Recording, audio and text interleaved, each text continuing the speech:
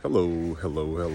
It's Jacob Martinez, aka Suburban Grower, and you guys, I don't have any excuses. I'm not gonna make any. I need to stop using the word excuses. Your man is busy. I am the busiest 28-year-old in the state of Texas at all times.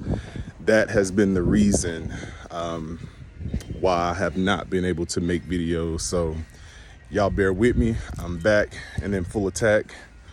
Corny, I know, but it sounded good at the moment. So let me just get you all caught up. A lot has happened here on the home front since we last talked. So starting on Citrus Row, our Meyer lemon is back doing well after the second straight year of being pummeled by these subarctic temperatures. Well, for Texas, you already know how I feel about it. So here we are there. Our Wari Satsuma doing extremely well. Honestly, I'm starting to believe that I like these at a smaller size than I did at that big, bushy stance because I don't know, I'm just digging the whole door feel. Caroline, I had to chop her down. The reason why, as well as my more blood orange, I'm gonna try to cover these two at the same time. And I know she looks absolutely decimated at this point, but scale.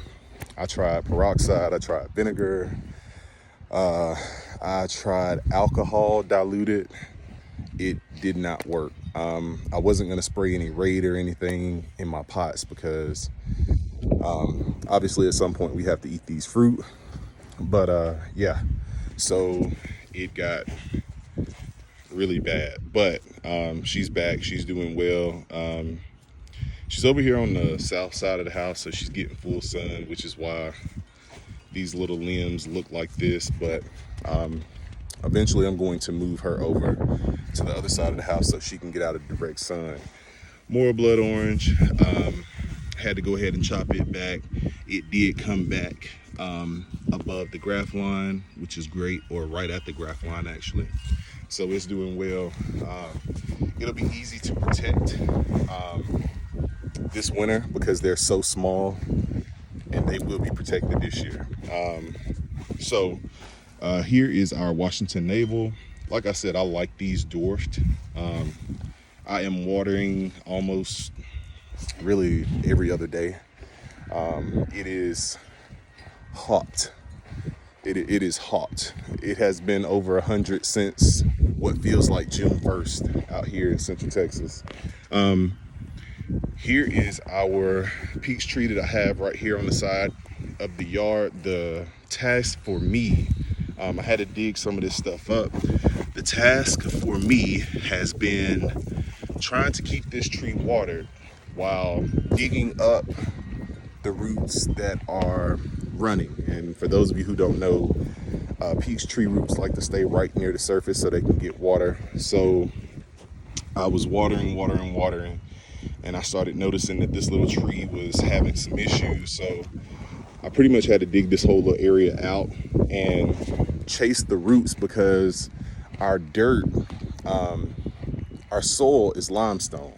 It's a limestone base, so I have to continually nurture this soil for our trees. And had I known that from the start, I would have probably got maybe 1 or 2 fig trees, and who knows, maybe a pear tree, and called it a day, because unfortunately it'll be one of those things where every single year I have to go out and grab wood chips, mulch, soil, in the ground soil, not potting soil, but soil, to make sure that these trees' roots are fully taken care of.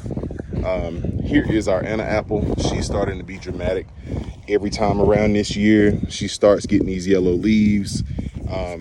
She has been fertilized organically this year before the summer, so I don't know what the problem is. Like I said, before the end of this year, it caught me off guard the first time it happened, but as soon as I take these last little fruit off, this tree is going to turn completely yellow. It does it every single year, and then it comes back at the end of fall like it's gonna flower again, and I'm like, hold on, pump the brakes, like you got to go to sleep. So here are our Anna apples. I probably shouldn't have let it fruit this year, but I definitely have been waiting to taste these fruit again. I actually tasted like 2 of them the other day. Should have got it on camera. Very good apple. I really wish that I had somebody that can attest to how well and how good these apples taste. They're really good. It's smaller, obviously, because we have a smaller tree. But really just taking care of these trees the best that I can. My problem child, this golden Durset, I'm not going to give up on it. I'm gonna keep on doing what I have to do to make sure that overall it bounces back. I'm about to go ahead, unfortunately, and I'm going to try to fertilize this guy inorganically, because at the end of the day, we got to make sure that at this point, I don't care about fruit, but I do want to make sure that this tree. Hey, how you doing?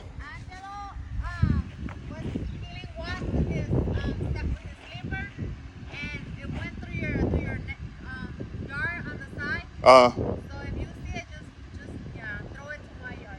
Okay. If you see it. Okay, gotcha. Y'all have a great day. Yep. I have the best neighbors in the world. Sorry about that. Make a long story short, with our Durset Golden, the biggest thing that we want to look at is making sure that this tree survives. That's the biggest thing for me. This tree has been in the ground for a while. Honestly, the way that I look at it at this point is I could have had something else here. So I'm gonna do what it takes to take care of this tree.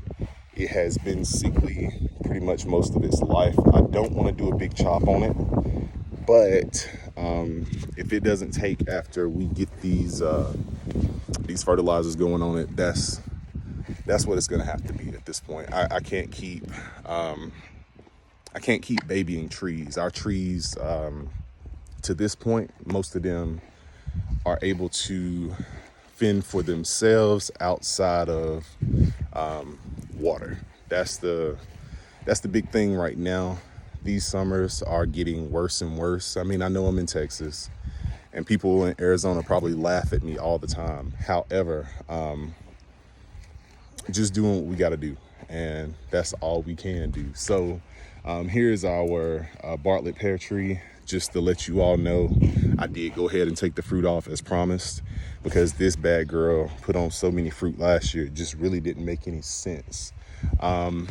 So this was a very unique experience for me, because I had seen this tree's decline as well. And here is here's the root for this tree, and here's the scion, of course, but that looks to be down here, that looks to be the Bradford pear tree rootstock that they have on it.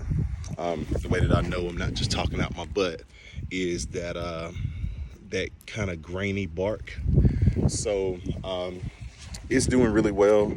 The biggest thing is it's been so hot that the ground around the places that I was watering has been wicking the water from the places that I have been watering. So I have to literally dig up and follow all of these trees' roots because this soil has become so compacted and whatnot. So that's pretty much more or less where we are with that.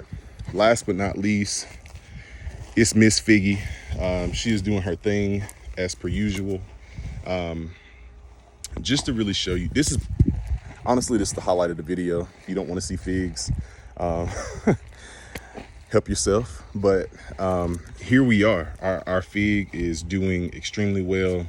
I just wanted to show you all something that really excites me. So this is why I say it was a really good idea to plant multiple types of fruit trees out here, because from the freeze last year, we have this branch back, we have this big branch back, and at this point, this branch is taller than I am. Again, I'm about 6'4", 6'5". This branch is hovering over me. We have another branch over here as well. But you guys, all of this stuff came in this year. And so you know that I'm not lying. There's the green, there's the brown.